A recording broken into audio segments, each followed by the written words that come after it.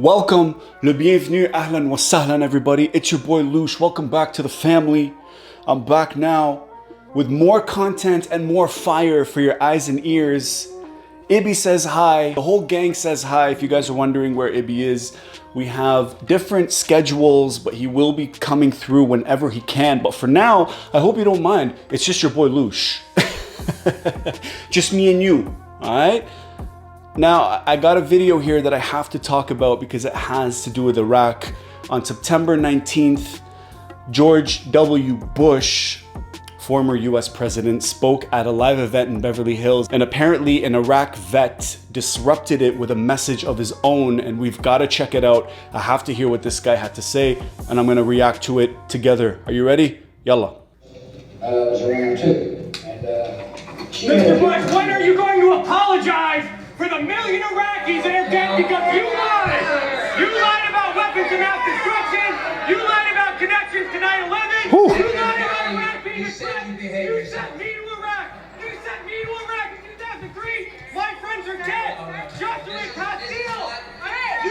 You killed people. You lied. You lied. Oh my God. A million Iraqis are dead because you lied. My friends are dead because you lied. You need to apologize. Apologize. You need to apologize.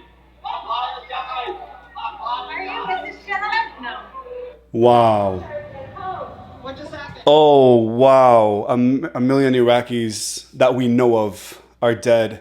And this is coming from an Iraq vet. It's not coming from the Arabs. It's not coming from pundits on the news. It's not coming from people that have their own biases. This is an actual person who was sent over there to fight for something that he believed in at the time. And he had to lose his loved ones. And a lot of people came back and lost their well-being, their mental health, their families, their sanity. And it's interesting. The host said you would behave. Wow. Let me hear that again. Mr. Bush, when are you? His name is Mike Prysner. Mr. Bush, when are you going to apologize for the million Iraqis that are dead because you lied? Facts. You lied about weapons of mass destruction. Facts. You lied about connections to 9/11. Facts. You lied about Iraq being a threat. You sent me to Iraq. You sent me to Iraq.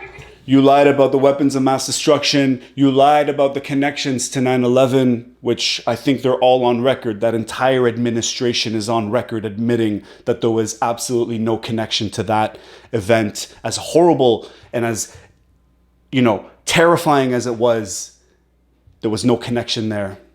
And then it's crazy. 2003, my friends are dead. Joshua Castile. You killed people. You lied.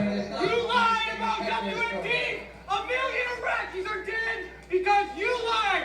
My friends are dead because you lied. You need to apologize. Apologize. You need to apologize. Wow. Apologize. And they're pulling him by his suit. Wow. I'm wondering if they're going to arrest me, but I just disrupted George Bush speaking. They dragged me out. I guess the cops are not after me, so I guess they're not arresting me. Yeah. Well, what I did was I tried to read the names of friends of mine who died after going to Iraq and then died of injuries they came home with. The names of Iraqis who were killed by the U.S. occupation in the East Square Massacre. Wow. Geetha, those you saw in the collateral murder video. I tried to read the names, but the event runners immediately grabbed the list and tore it up. But I was able to shut it down for a little while, right when Bush was getting into his first little cheesy story about his life and all that, trying to be funny, but Funny life. So hopefully I shook him and set a tone for the event. The crowd was very mad. Typical crowd you would expect for George W. Bush, but they seem to not be expecting it at all. And here we are. So Wow. Brave. I tried not to give him a little moment of peace because no one else gets it who's touched by the war. I tried to, yeah. I tried to take away like a moment of peace because nobody gets it because of the war. Wow. Outside the venue was an Arrest Bush Now protest.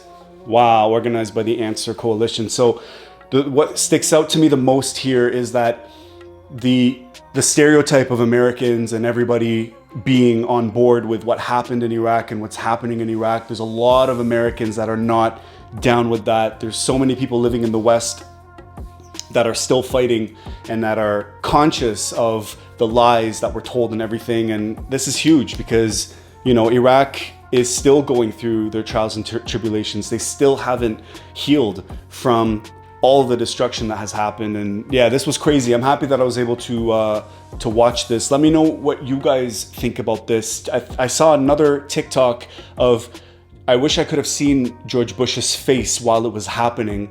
What comes to mind is that press conference when another reporter, an Iraqi reporter, threw a slipper or a shoe at him, and he had just ducked and it just barely missed his head.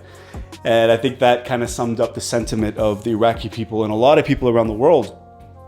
But I think what Bush said afterwards was very interesting. And he said, you know, we should be happy that we live in a society where he's able to say these things and not get arrested. Like he was trying to still prop himself up in some way, where it was like almost saying, if I had it my way, he would have been arrested and he would have been in jail. And actually it wasn't even the case, because while Bush was saying that, Mike, the person who said it, was getting pulled out by his tie and by his jacket. They like ripped his suit and they ripped his list of all of his friends that passed away, and they literally kicked him out of the venue. So I'm not sure about that statement either in terms of freedom of speech and all of that stuff. Let me know what you guys think. For the family, for the culture. This is hope.